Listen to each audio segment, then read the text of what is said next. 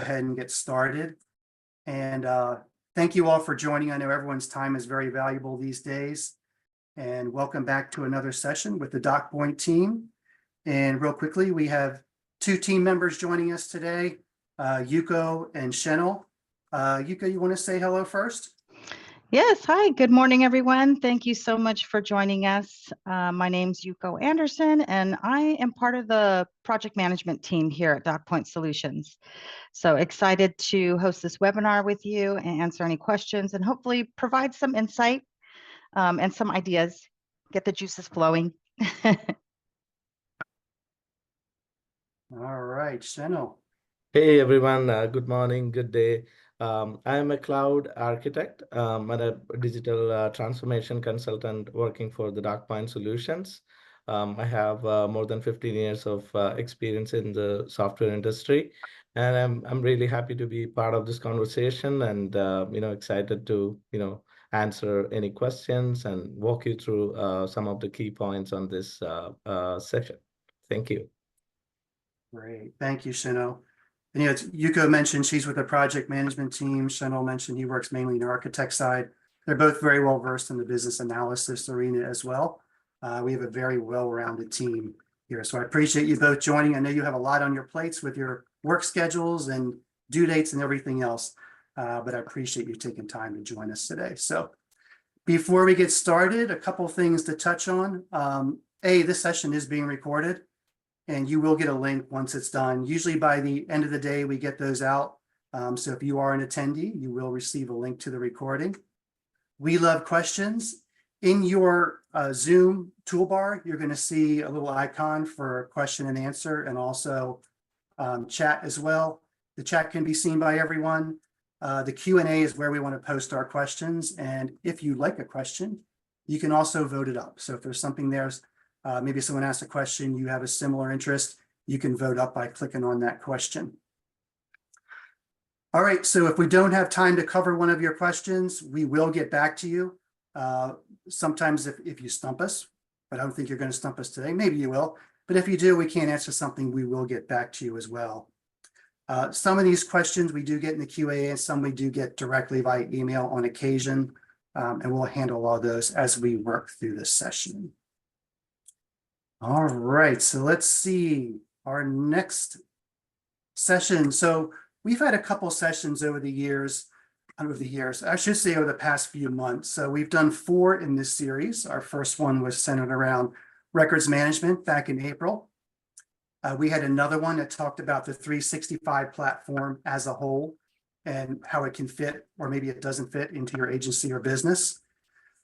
We held off on the Power Apps part of that first engagement, and then June we did do some discussions about automation and Microsoft, and also some of the third-party vendors that are out there that can provide some additional capabilities in the 365 stack as well.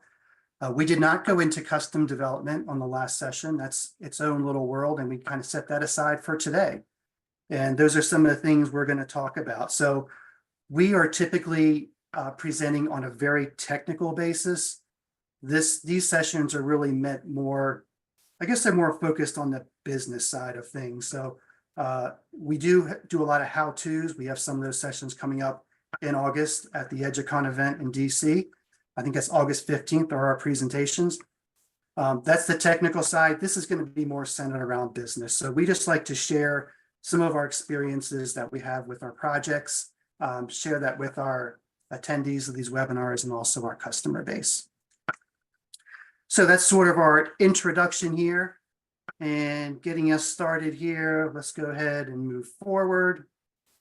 All right, so I love this. You came up with this analogy with our gourmet food versus our more basic out of the box food. So I'm going to go ahead and pass off to you if you want to kind of run through what we're talking about here in this slide. And again, this is COTS and custom development. That's what we're kind of talking about today. I think we probably all agree we kind of live somewhere in the middle of that. But let's go ahead and get started. Shenil, if you want to kick us off here. Yeah, absolutely. Thank you. Thank you, Scott. Hi again to everyone. So yeah, when it comes to specific customer requirements, when we are approaching a project or when we're ramping up a team, some of the key considerations comes to our list as we listed here. The existing subscription fees or continuous increase on the vendor side, and then the long-term financial impact.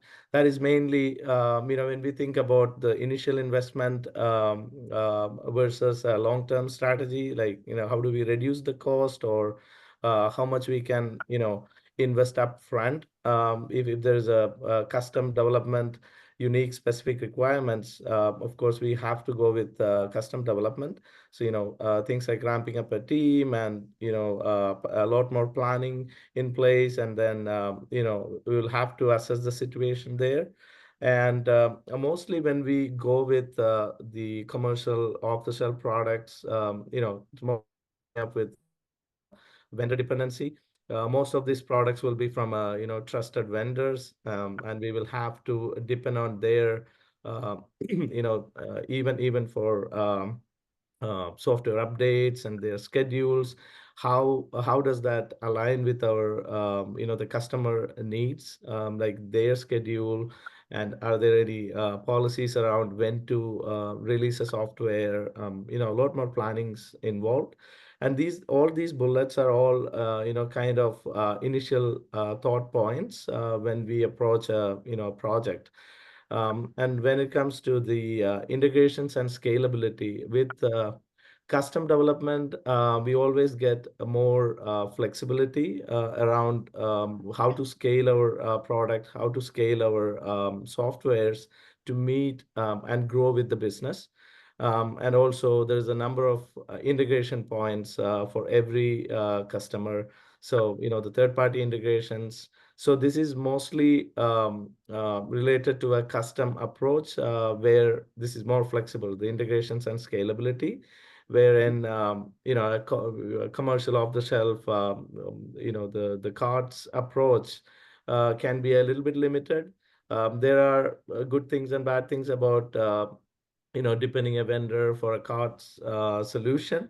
But if you're looking for more flexibilities and custom security policies and all that, always a custom development is the way to go.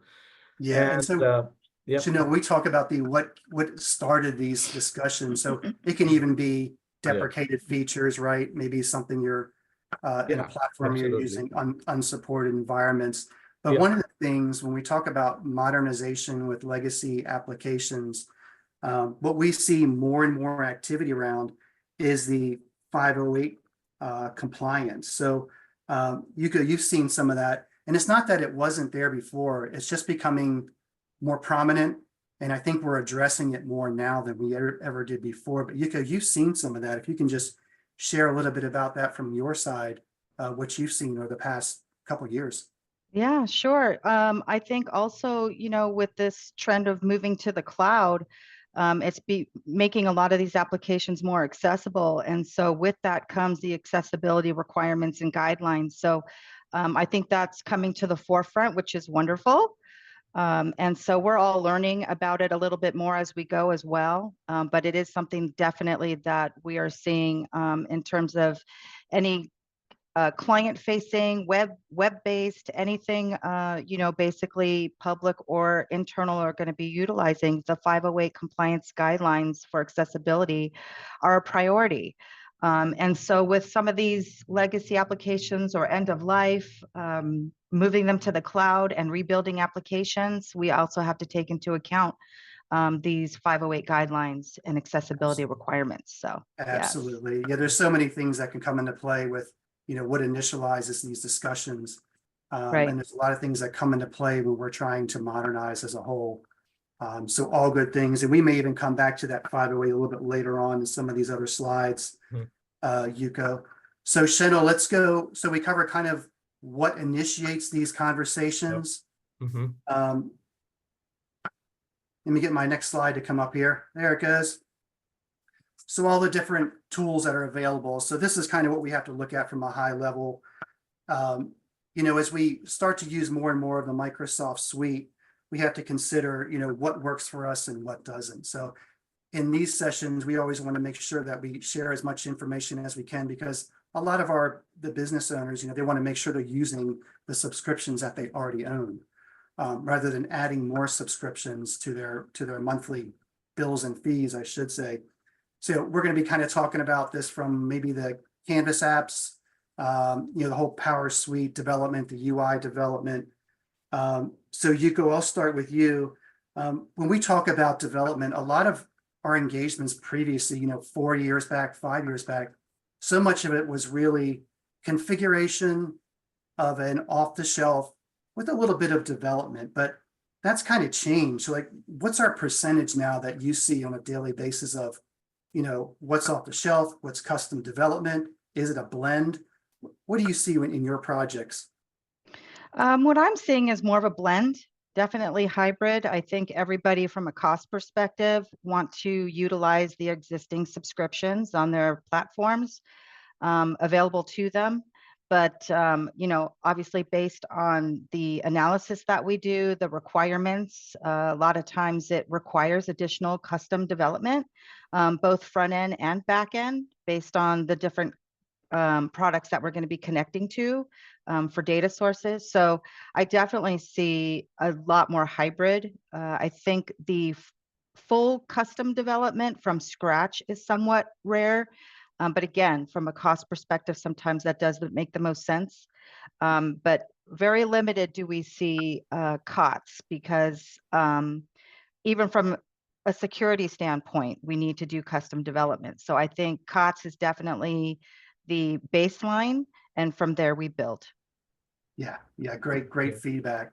And Shenil, when you look at these kind of tools, I know you deal a lot with the application itself and also the back end of this.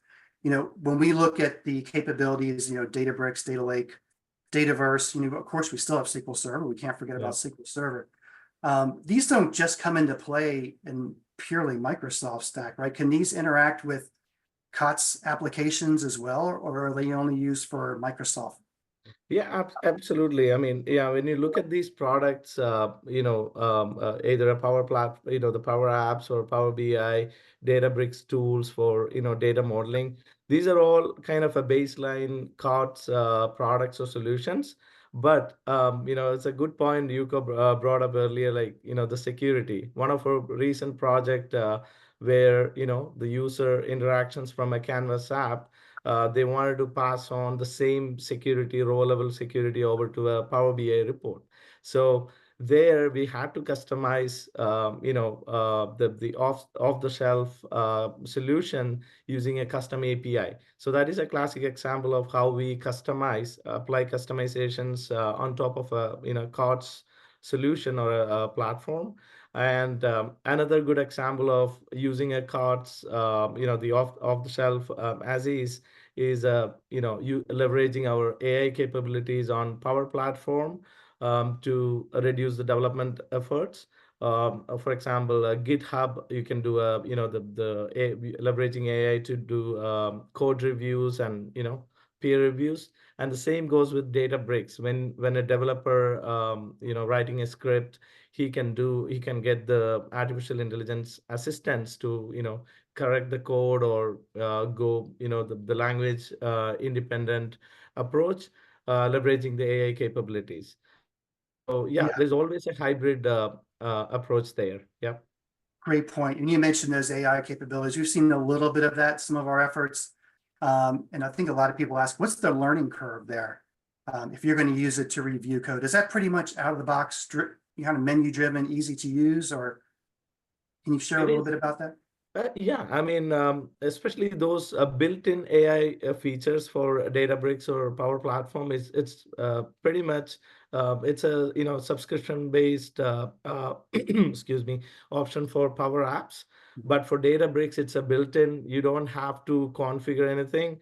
You get the the inbuilt AI assistants, when you're writing something and you don't know what is the right, the syntax or those kind of things, Right. it will give you an assistance. You can simply chat on the chat bot, and then it can produce the completely, transformed code Mhm. based on your request. And that is, it's not to copy and paste, but, it's way more better than the old way of, searching on the web and then asking someone else. Reduce a lot of dependency on, lead architects and, the senior developers and all that. Yeah, it Right, right. definitely improved the productivity. Yeah. All examples of what's there, what's available in subscriptions. A lot of us already have these, Yeah. making sure we use what we have. So that's always important. Yeah. So when we talk about common points of integration, we're talking about other platforms as well. So it's not just the Microsoft space by itself. There may be other ECM platforms, automation suites of all different calibers, and maybe enterprise, some of them may be more small business. So there's other applications that our customers and our agencies want to interact with. And we do have that capability as well through API development and a little bit of custom code. So just examples of different areas where we see the communication associated both with Microsoft and also other platforms as well. Yeah. All right. So before we start here, I did have one question that came up. Our first one that came in, it was about 508. So how do you handle 508s in COTS products? Can there be adjustments? I don't know. I think that's something we probably want to nail down first before you commit it to that platform. Many of them already do have some compliance there, but I don't know if you'd be able to adjust that. Shenil, you have any input on that one? I'm not sure you could adjust it to make it 508 compliant. No, it depends on the customer needs, right? I mean, 508 compliance, what their policies are, how do they, set up their navigations on the, the portal or the application pages. And then to define those from a, front end, it's part of a front end development team. So there are customizations, a little bit of customizations, I would say, mainly to define the process and then transfer that over to the development team. Yeah, I don't think the off the shelf there are certain standard options for example Microsoft platform applications. When it comes to Canvas apps, there are some standards and guidance these vendors can provide, but to tailor that for the business needs, definitely we need to plan and customize it for the customer needs. All that work up front, right, is always so important. Yeah, great feedback. So let's see. So then we talk about what is best fit for us. Well, that goes into analysis as well. So typically we have things like security, cost, and business needs are those key items. And Yuko, I think you had a line. We were talking about the experience the user has with UIs. Can you give us a little feedback on that? Yeah, I think the only challenges, typically faced would be when you have a user community who have different opinions and trying to always satisfy the mass. But again, we kind of need to think about those 508 guidelines to ensure that, not only is everything flowing correctly, the tab order is accurate, hover text is available, color, the color contrast is a huge item, of course. So I don't know, I from a challenge standpoint, I think that's where we need to really come in and manage that. Yeah. And also to make sure we understand the expectations and manage those as well. But always coming from a user standpoint is always the best strategy, because sometimes us as technical teams, we kind of lose that. So it's important to always stay from a user perspective, keeping guidelines in line with what's required, especially for the project at the project level. So I would Definitely. probably say that's what we try to make sure we keep in mind. Yeah, that is so important. And we see that on a daily basis as to what, if I sketch something up in a UI and hand off, I'll think it looks great. And then when the graphics person sees it, they're like, oh, wow, okay. So it works and it's functional, but I don't think we want to share. That's not what we want to move Right. forward with. So we always have those And that's a conversations. great point. When you also talk about being able to work in agile methodology with doing these types of hybrid projects versus custom, typically it needs to be a waterfall to be able to show something quickly to the customer to get that feedback and find any gaps. So Yeah. that's important too. Thank you. Great information, great feedback. All right, moving on. So let's talk about custom development. Again, we're not really separating these two. We're doing a little bit of a comparison. As I mentioned before, I think we're all seeing that there's a mesh here. It's not just pure COTS anymore. It's not just pure custom development. But Shenil, do you want to kick us off on this one? Yeah. Yeah, absolutely. Yeah. As we already spoke about some of the aspects of custom development and off-the-shelf solutions. So some of the advantages with custom development, either it is 100% on the ground development project, or customizing something based on a platform. The one of the things is like for unique specific requirements, we might have to tailor those solutions for the customer needs. And that is one advantage with you have more control, maybe using an API to customize a requirement, meeting those requirements, meeting the expectations. So we have more control there. And when it comes to scalability, most of these off-the-shelf products may not, it's not always the case, but may not meet the whole expectations of long-term strategies and scalabilities, or maybe we don't know how far we need to go with in terms of the number of users and the traffic and all that when it comes to a specific software. So with a custom approach, we can always plan and add our due diligence, and then implement all the integrations and scale our applications based on the requirement. So it is more flexible there. And the third point here, competitive advantage, that's a big point here. There may be customers using the same platform in the market, and they wanted a little bit edge on the competitive side. They can always customize their products or customize their software to meet that or exceed that and compete with others on the market.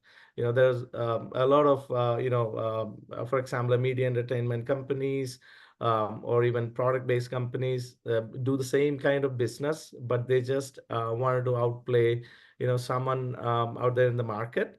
Definitely a customized, tailored approach will help them out.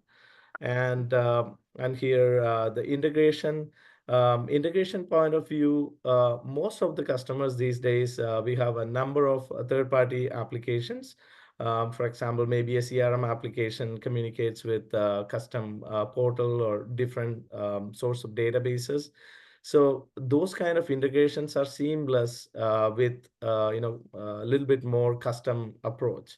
If you go with off the shelf, you have to rely on the built-in plug and plays and the approved APIs provided by the off the shelf product.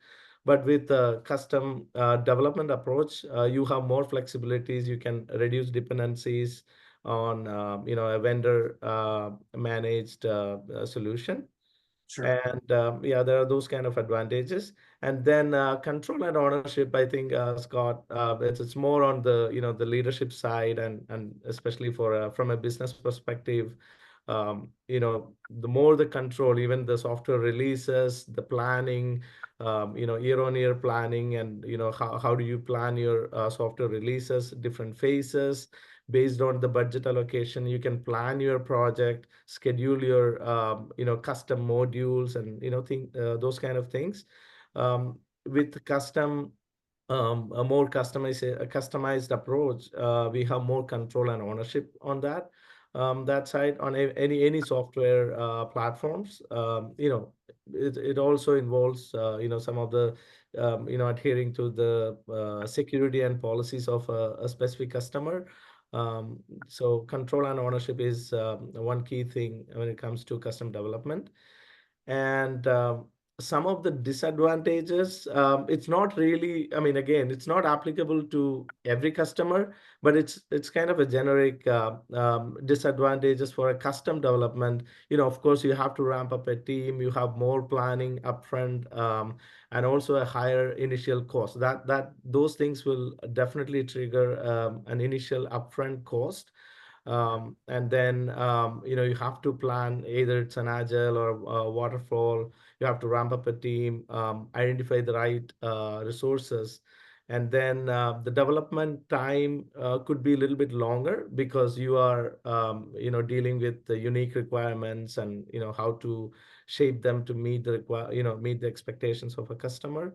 And then maintenance and support, it is again tailored for the specific unique features. So we have to set a dedicated maintenance and support team. So those are, in some cases, this may not be a disadvantage, but in a generic term, these are some of the disadvantages may be applicable for certain customers who are looking for easy to implement, reduce the upfront cost and all that. So I think we have another slide for that. Yeah, and if we just took two of these, a scalability from one side and higher initial cost, you were mentioning it's more scalable in a custom solution. I guess your off the shelf can be scalable as well. Yes. That may involve, additional licensing with modules and more features too. So that can that could increase your cost on the COTS side as well. But then I think it's all about at the end of the day, what do you have? What do your renewals look like? Your upfront cost, does that outweigh your next 5 years of subscriptions? Those are things to take into consideration. And I think in other words, when you apply those things to increase the scalability or meet the requirements, then it became more customization. So you're right. Exactly. Yeah. And we probably see a little bit more development on this. I mean, time-wise, I should say. Yes, absolutely. And I think one of the challenges as well that Shenil mentioned was not only building the team, but you have to build a specific team. Because with custom development, obviously we need a lot of expertise. So that set of the pool of applicants is smaller. So that sometimes can cause some delays to make sure that you have the right people in place. Yeah, definitely. Absolutely. Great points. All right, so we're going to move to what everyone loves, that delicious hamburger. We're going to make sure we're not giving that a raw deal there, no pun intended. But there's, everyone loves a great burger, and we're not knocking the COTS by any way, shape, or form, because like we said, we're not seeing 100% either way these days. But they have their advantages too. So, Shenil, you want to kick us off on this one as well? Yeah, I mean, when we explained the custom development, the previous slide, we almost touched base some of the aspects here. But advantages for COTS solution, the off-the-shelf products, definitely, one of the key thing is quick implementation, reducing the development time, implementation time, because they have this packaged software in the market. And then you can just get started on that right away. You don't have to build a team, you don't have to manage a big team or a specific team. You can just get the software and then implement. It's a classic example, maybe an ERP solution or a CRM solution, just to start with. And then these off-the-shelf products from a vendor, has a predictable cost, because either the subscription fees, there can be some, based on the contract, it can be like a year-on-year increase, or maybe like every 3 year to 5 year increase on certain licensing side. But it is more predictable from a leadership perspective, where you strategize your year-on-year planning, so you can bake in all the the cost aspects of expected software, and then and also the vendor support. We spoke about dedicated support as a disadvantage on the previous slide. And again, here, vendor support is always provided by a majority of the COTS solutions.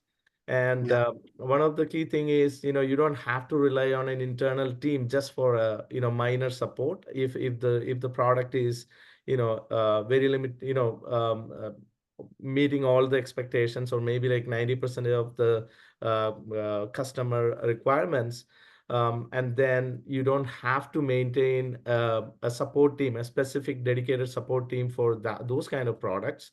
So where you have a complete downtime, or the software is broken, or those kind of things, they have their timeline as well. The vendors, you can raise the ticket, and you can rely on the vendor for those. Those are some of the advantages. It again depends on the type of customer and the type of the project. And when it comes to disadvantages, it's not applicable to all the customers or all the projects. But when you look at a COTS solution, either it's let's say a Power Platform, or Power Apps, or even SharePoint or a Salesforce, when you get the off-the-shelf product, it may be limited with customizations. Limited customizations sometimes may not meet the client expectations. And then, of course, you have to put in your, development team to build an additional modules and things like that. So it'll add more costs. And then, of course, this is all pretty clear. The vendor dependency, we have to rely on a vendor based on the contract, right? I mean, you sign up for either 3 year or 5 year, and then if you decide to move out of that vendor, then a whole bunch of other processes involved. Like you have to plan and think about migrations and moving. There's a lot of effort involved. So there's always a dependency, and scalability issues. We touched base on the previous slide. Right. Off the shelf, the base platform, or a base solution may be limited with the scalability aspect. But with additional customizations, we can scale it up. And certain products, not all COTS solutions are limited, but certain products, bring in a highly scalable, you can even configure and plan based on your requirements. But it's in a generic term, there are scalability issues with the off-the-shelf products. Yeah. We actually have a question about that. So it is, do you consider all Power Apps projects to be custom development?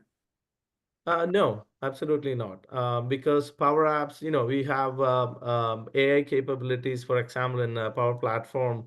And if you just want to build, a basic screen, or, it's just a few drag and drop, mainly for a business side of it. You don't have a lot of requirements for customizing your Canvas app page or screens. You can just configure and build a basic page, and connect the backend to a Dataverse or whatever data source.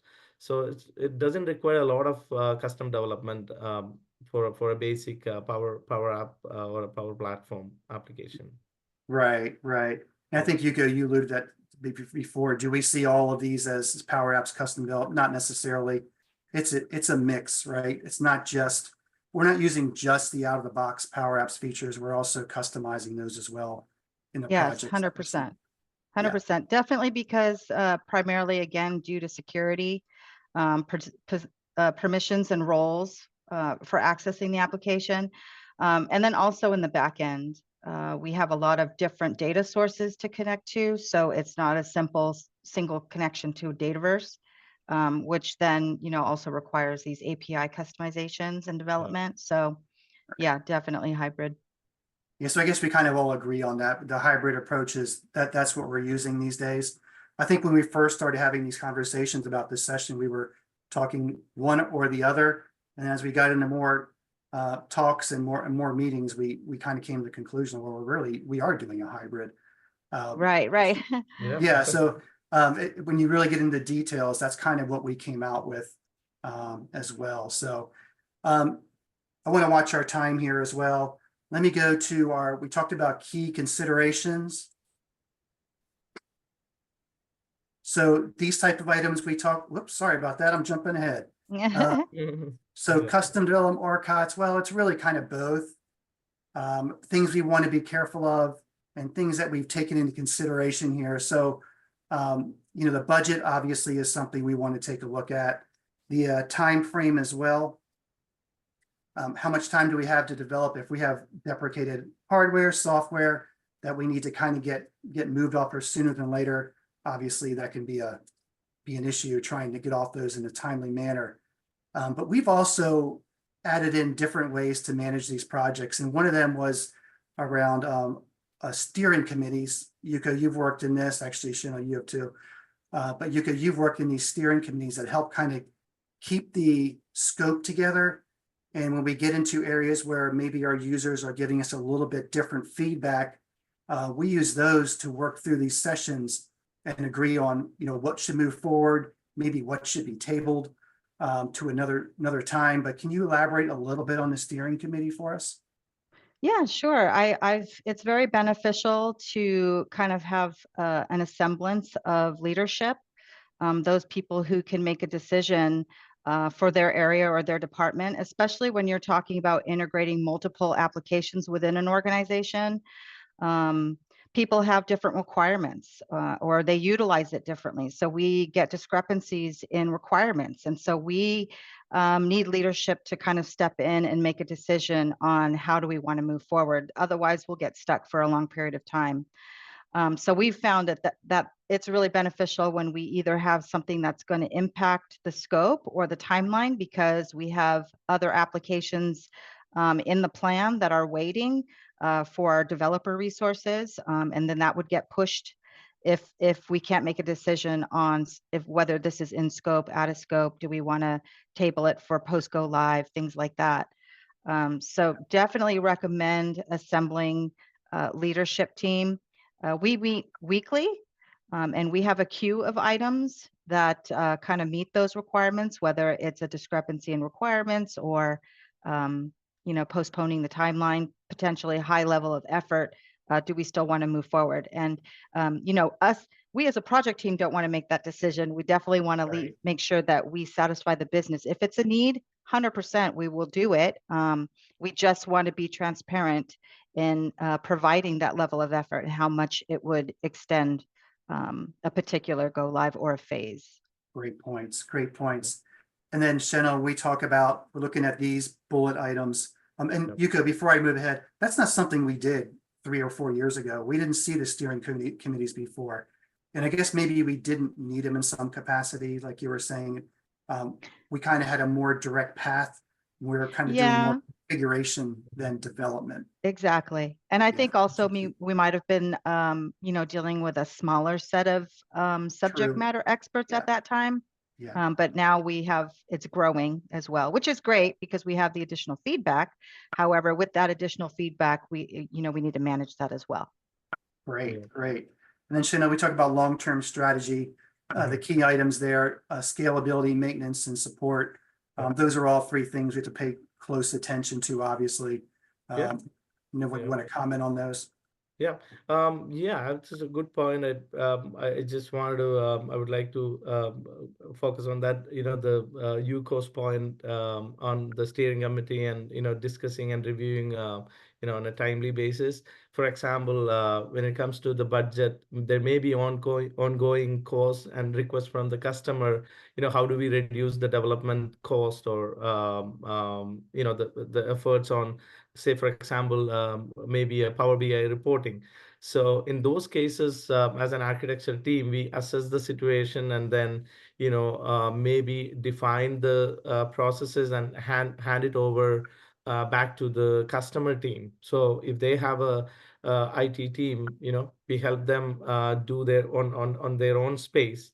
But again, for all the strategies, long-term strategies, looking at the scalability, maintenance, and support, it requires a lot of reviews and workshops upfront from an architecture perspective, and then come up with the right solution.